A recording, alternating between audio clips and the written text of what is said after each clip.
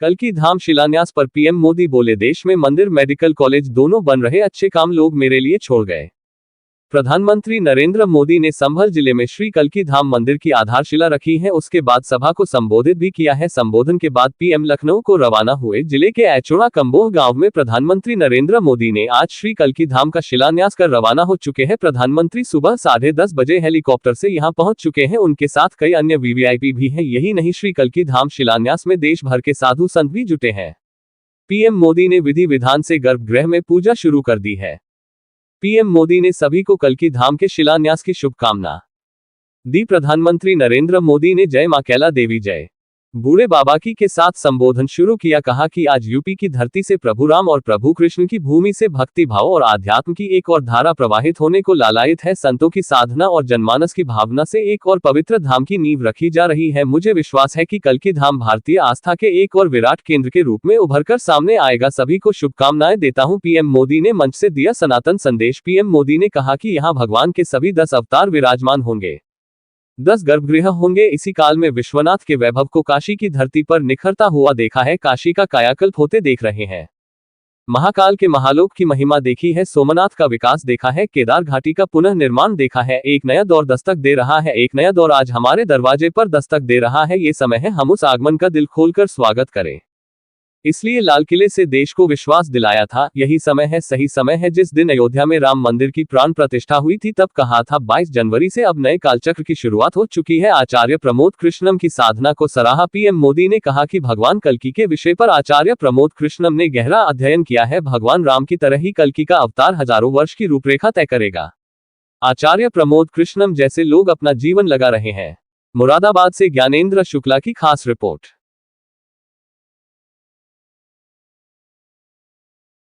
नमस्करोमि गुणानंदापुष्पं कृत्वा शिलापूजनम्। ओम श्री लक्ष्मी श्यामल्यां महोरात्रे पार्श्वे नक्षत्राणिरूपस्मिनो व्याप्तं नन्निखाणं मनिखाण सर्वदो मनिखाण। शिलास्तदेवतायै नमः। ध्यायामि गन्धाकरपुष्पं समर्पयामि। स्नानं जलं समर्पयामि। ओम आपोष्टामयो भुवस्तान ऊर्जे दधातन महेरणाय नक्षते शिवतमोरप्य भाजयते हरः उषति दिवमातरः तस्मा अरङ्गमामवो शिक्षयाय जिह्वः आपो जनयथा च नः। शिलास्तदेवतायै नमः। स्नानं जलं समर्पयामि।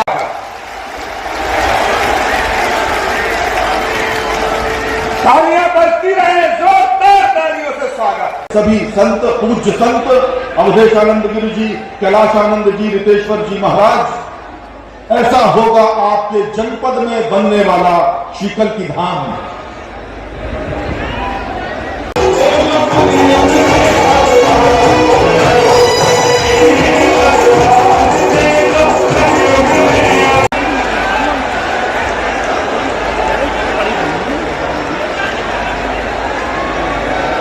अभिवादन करते हुए माननीय प्रधानमंत्री महोदय, चलाते रहिए गोरक्ष पीठाधीश्वर उत्तर प्रधानमंत्री महोदय का सत्कार करें, उनको शुभकामनाएं दें, उनको आशीर्वाद दें।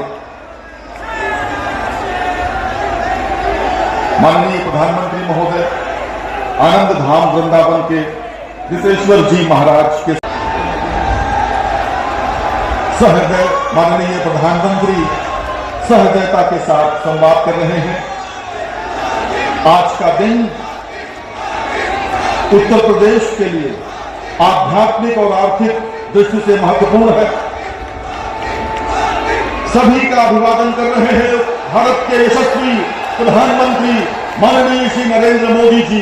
संभल में सभी संतों को प्रणाम करते हुए, उपस्थित जन समुदाय का अभिवादन करते हुए, और सबसे पहले मैं अनुरोध करूंगा, माननीय प्रधानमंत्री महोदय का आगमन उत्तर प्रदेश में हुआ है, करते हुए जमुना अखाड़ा के आचार्य महामंडलेश्वर श्री अवधेशानंद गिरि जी,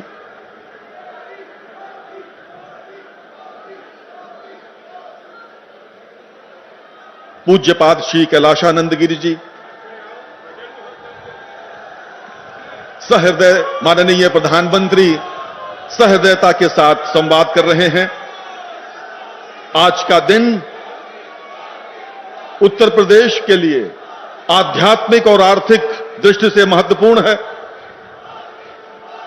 सभी का अभिवादन कर रहे हैं भारत के यशस्वी प्रधानमंत्री माननीय श्री नरेंद्र मोदी जी।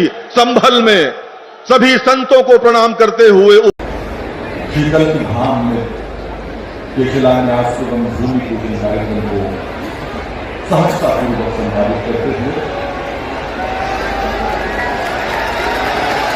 ये वो अवसर है जिसकी प्रतीक्षा हम सबको थी। पूजित शिला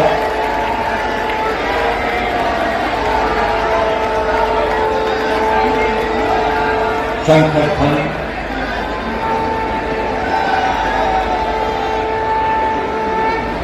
और ये शिलान्यास इस बात का द्योतक है कि यहां पर आने वाले समय में भव्य शीतल के धाम का निर्माण होगा।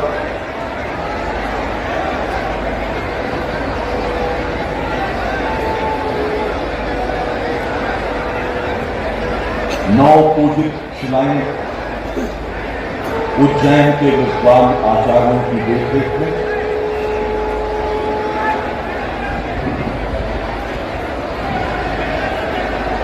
गर्भगृह की परिक्रमा माननीय प्रधानमंत्री महोदय द्वारा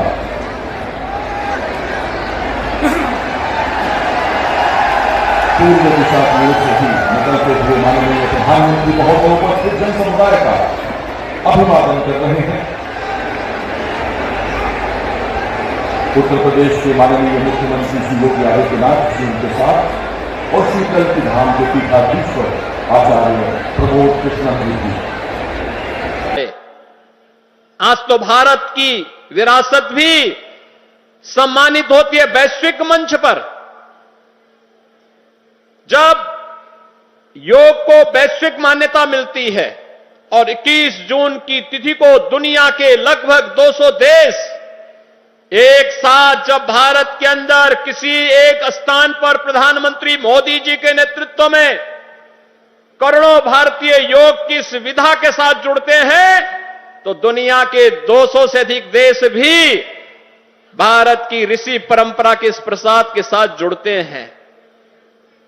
कुंभ का आयोजन यूनेस्को के द्वारा मानवता के मूर्त सांस्कृतिक धरोहर के रूप में से मान्यता देना हो या फिर अबू धाबी में भी किसी हिंदू मंदिर का होना जो कभी कल्पना थी आज वह साकार हो रही है। यही नहीं, भारत के अंदर जो पहले असंभव था आज वो संभव हुआ है।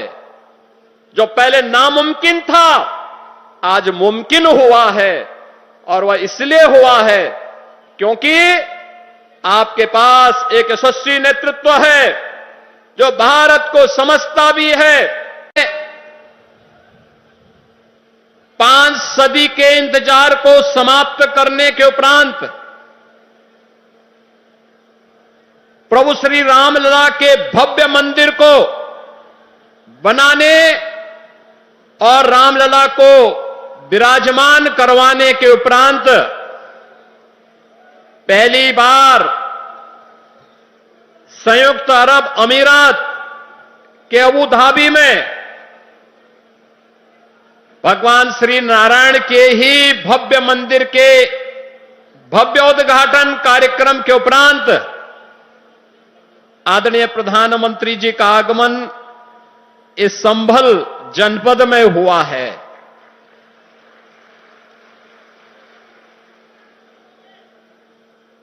बहनों और भाइयों, हम सबको इस बारे में देखना होगा।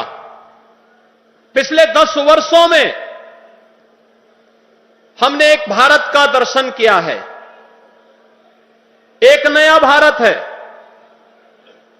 जिस नए भारत में हर नागरिक को सुरक्षा भी है, और राष्ट्र को समृद्धि के नए सोपान तक पहुंचाने का संकल्प भी है। जिस नए भारत में युवाओं की आजीविका की व्यवस्था भी है, तो भारत की आस्था का सम्मान भी है। आस्था का सम्मान किस रूप में? काशी में काशी विश्वनाथ धाम, अयोध्या धाम में रामलला का पुनः विराजमान होना, केदारपुरी और बद्रीनाथ धाम का पुनरुद्धार का कार्य संपन्न होना, महाकाल में महालोक की स्थापना होना,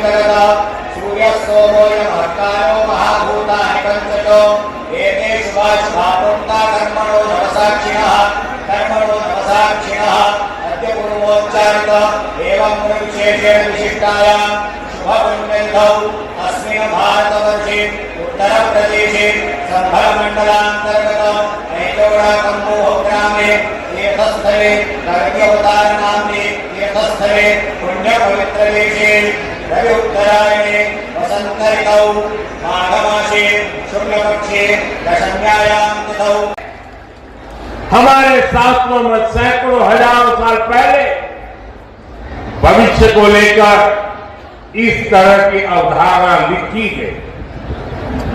हजारों वर्ष बाद की घटनाओं के लिए भी सोचा है।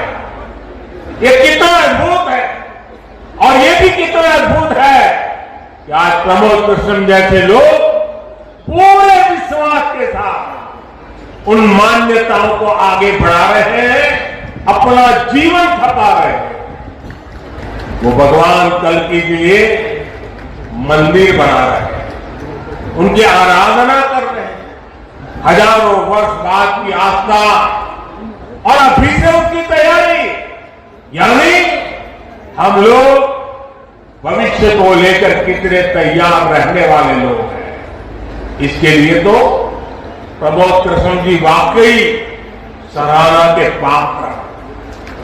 मैं तो प्रमोद कृष्ण जी को एक राजनीतिक व्यक्ति के रूप में दूर से जानता था, मेरा परिचय नहीं था।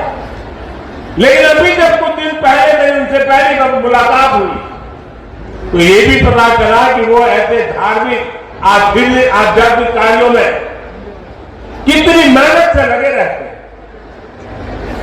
कल की मंदिर के लिए इन्हें पिछली सरकारों से लंबी लड़ाई लड़नी पड़ी, कोर्ट के चक्कर भी लगाने पड़े। वो मुझे बता रहे थे, एक समय उन्हें कहा जा रहा था कि मंदिर बनाने से शांति व्यवस्था बिगड़ जाएगी।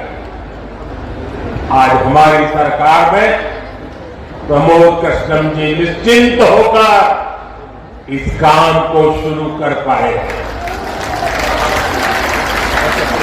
मुझे भरोसा है कि मंदिर इस बात का प्रमाण होगी कि हम बेहतर भविष्य को लेकर कितने सकारात्मक रहने वाले लोग हैं। साथियों, भारत पराभव से भी विजय को खींच करके लाने वाला राष्ट्र है। हम पर सैकड़ों वर्षों तक इतने आक्रमण हुए, कोई और देश होता, कोई और समाज होता तो लगातार इतने आक्रमणों की चोट से पूरी तरह नष्ट हो गया होता। फिर भी हम न केवल डटे रहे बल्कि और भी ज्यादा मजबूत होकर सामने आए। आज सदियों के वो बलिदान फलीभूत हो रहे हैं। जैसे कोई बीज वर्षों के अकाल में पड़ा रहा हो, लेकिन जब वर्षा काल आता है तो वो बीज अंकुरित हो उठता है। वैसे ही आज भारत के अमृत काल में भारत के गौरव, भारत के उत्कर्ष और भारत के सामर्थ्य का बीज अंकुरित हो रहा है। एक के बाद एक हर क्षेत्र में कितना कुछ नया हो रहा है। जैसे देश के संत और आचार्य नए मंदिर बनवा रहे हैं, वैसे ही मुझे ईश्वर ने राष्ट्र रूपी मंदिर के नवनिर्माण का दायित्व सौंपा। मंदिर राष्ट्र रूपी मंदिर को भव्यता देने में लगा हूं, उसके गौरव का विस्तार कर रहा हूं। इसमें सारे परिणाम भी हमें उसी तेजी से मिल रहे हैं। आज पहली बार भारत उस मुकाम पर है जहां हम अनुसरण नहीं कर रहे हैं, उदाहरण पेश कर रहे हैं। आज पहली बार भारत को टेक्नोलॉजी और डिजिटल टेक्नोलॉजी के क्षेत्र में संभावनाओं के केंद्र के रूप में देखा जा रहा है। हमारी पहचान इनोवेशन हब के तौर पर हो रही है। हम पहली बार दुनिया की 5वीं सबसे बड़ी अर्थव्यवस्था जैसे बड़े मुकाम पर पहुंचे हैं। हम चंद्रमा के दक्षिण ध्रुव तक पहुंचने वाले पहले देश बने हैं। पहली बार भारत में वंदे भारत और नमो भारत जैसी आधुनिक ट्रेनें चल रही हैं। पहली बार भारत में बुलेट ट्रेन चलने की तैयारी हो रही है। पहली बार हाईटेक हाईवे एक्सप्रेसवे का इतना बड़ा नेटवर्क और उसकी ताकत देश के पास है। पहली बार भारत का नागरिक चाहे वो दुनिया के किसी भी देश में हो अपने आप को इतना गौरवान्वित महसूस करता है। देश में सकारात्मक सोच और आत्मविश्वास का ये जो ज्वार हम देख रहे हैं एक अद्भुत अनुभूति है। इसलिए आज हमारी शक्ति भी अनंत है और हमारे लिए संभावनाएं भी अपार है। साथियों, राष्ट्र को सफल होने के लिए ऊर्जा सामूहिकता से मिलती है। हमारे वेद कहते हैं सहस्त्र शीर्षा पुरुष, सहस्त्र शीर्षा पुरुष, सहस्त्राक्षर सहस्त्र पार, अर्थात निर्माण के लिए हजारों लाखों करोड़ों हाथ है। गतिमान होने के लिए हजारों लाखों करोड़ों पैर हैं।